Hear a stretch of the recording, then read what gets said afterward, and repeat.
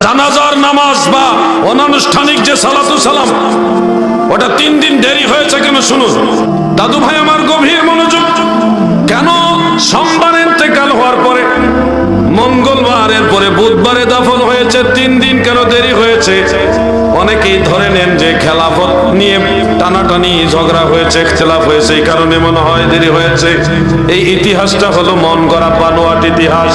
Original ইতিহাসটা শুনুন আমার ভাইরা গো। সিহাসিত্তার অন্যতম কিতাব সুনান ইবনে মাজাহ শরীফের 118 পৃষ্ঠার মধ্যে উল্লেখ, মিশকাত শরীফের 121 নম্বর পৃষ্ঠার মধ্যে হাদিস কানা উল্লেখ, আমার দয়াল নবীজি পর্দা নেওয়ার পরে লক্ষাধিক সাহাবী যে যেখান থেকে পারছে খবর পেয়ে নবীজির কাছে হাজির হয়ে গেছে। নারী পুরুষ বালক বালিকা সবাই দলে দলে মদিনা শরীফ আসছে। আপনারা নিশ্চয়ই জানেন বিদায় হজের সময় 1.25 লক্ষাধিক সাহাবী ছিল। বিদায় হজের সময় কত সাহাবী? 1.25 লক্ষাধিক সাহাবী নবীজির সাথে ছিল। তো হজে নবীজির সাথে যায়নি এরকম সাহাবীও তো আছে, হজে যায় না এরকম মুসলমান থাকে না? তো অনেক সাহাবী হজে গেছে, তাও 1.25 লাখ।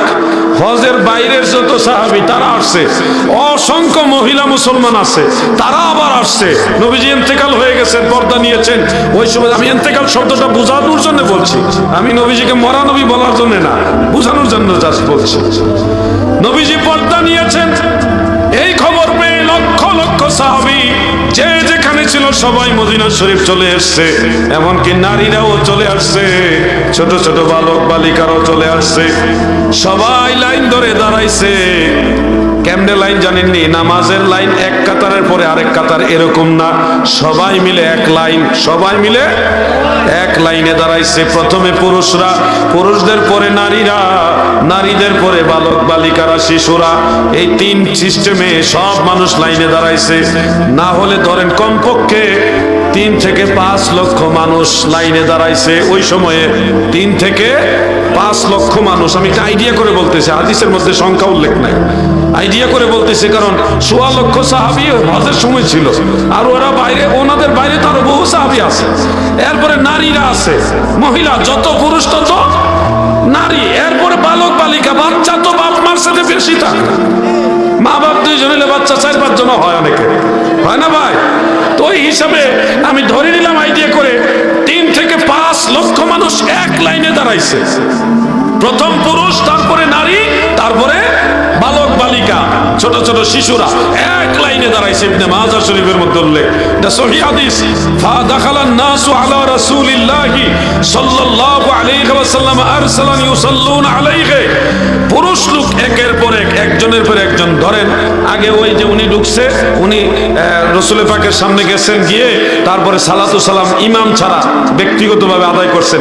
উনি বের হয়ে গেছে পরে উনি ঢুকছে, উনি আবার একা একা সালাতু সালাম পড়ছেন, পড়ার পরে উনার বের হয়েছে, উনি ঢুকছে, এরপরে আমি ঢুকছি, এরপরে উনি ঢুকছে। এইভাবে সিরিয়ালে একজন একজন ঢুকছে, একজন একজন বের হয়েছে। আর সময়টা কেমন আবেগের সময়, রাহমাতুল লিল আলামিনকে জীবনের শেষ দেখা দেখে নিচ্ছে, আর দেখার সুযোগ হবে না।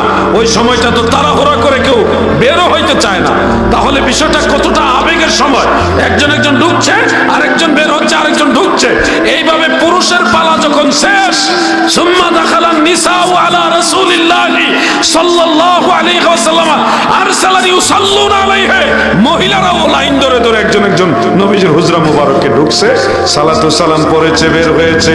মহিলাদের পালা যখন শেষ, বালক বালিকারাও লাইন ধরে ঢুকছে। এইভাবে আপনারা বলেন তো, আপনাদের আইডিয়া বলেন, একজন মানুষ যদি রাসূল পাকের কাছে যায়, ন্যূনতম তো 5 মিনিট সময় লাগাইছে, এর আগে তো বাইরেই না। আপনারা কেমন টাইম লাগাইবেন?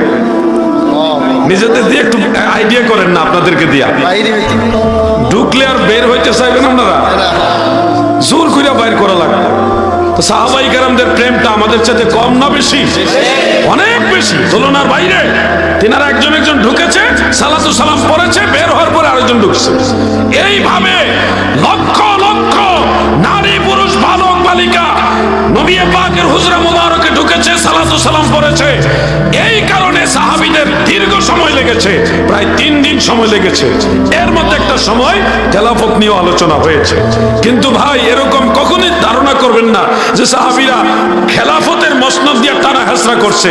এই জমিনের মধ্যে সাহাবায়ে কেরামের চাইতে সত্যবাদী, তিনাদের মতো বিশ্বস্ত, তিনাদের মতো ন্যায়পরায়ণ কিয়ামতের আগ পর্যন্ত আর কেউ আসবে না।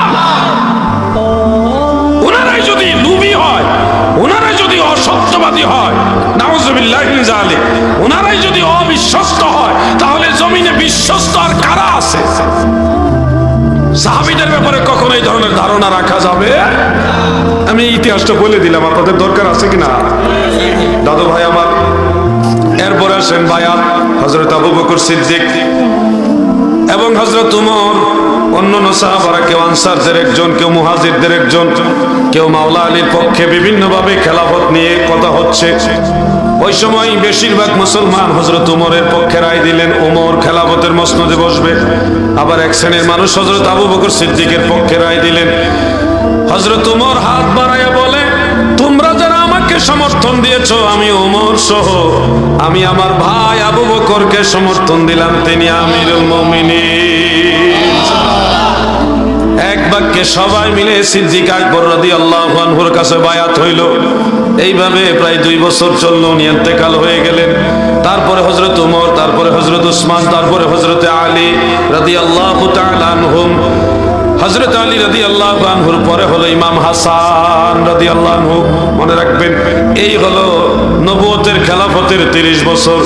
আমার যুবক ভাইয়েরা গো, কারবালার ময়দানে যাইয়া বায়াত 2 ধারায় বিভক্ত হয়েছে। কারবালার দ্বন্দ্ব ছিল বায়াত নিয়ে, ক্ষমতা নিয়ে নয়, বায়াত নিয়ে। মুসলমানরা কি ইয়াজিদের কাছে বায়াত হবে না হুসাইনের কাছে বায়াত হবে, এটা নিয়ে ইয়াজিদ চক্রান্ত করে ক্ষমতা দেখিয়ে সে বায়াতের মসনদে বসে গেল জোর করে, অন্যায় ভাবে। কিন্তু আমিরে মুআবিয়া রাদিয়াল্লাহু আনহুর পরে সবচেয়ে বেশি উপযুক্ত ব্যক্তি হলো হযরত ইমাম হুসাইন। ওনার মতো সমমর্যাদার লোক ওই জামানায় খেলাফতের মসনদে বসার মতো যোগ্যতা সম্পন্ন কেউ ছিল। কিন্তু ইমাম হুসাইনের বিরুদ্ধে ষড়যন্ত্র লাগাই দিয়েছে ইয়াজিদ। এই বেঈমান ইয়াজিদ জোর করে খেলাফতের মসনদে বসে কারবালার ময়দান ঘটাইল। মুসলমানদের মধ্যে 2টা ভাগ হয়ে গেল বায়াত নিয়ে। একদল বায়াত হলো ইয়াজিদি বায়াত, আরেকটা হলো হুসাইনি বায়াত। আপনারা যারা আছেন বলেন তো, যদি ওই সময় থাকতেন, জাস্ট বোঝার জন্য বলছি, ওই সময় যদি থাকতেন তাহলে কার কাছে বায়াত হইতেন? ইয়াজিদের কাছে না হুসাইনের কাছে?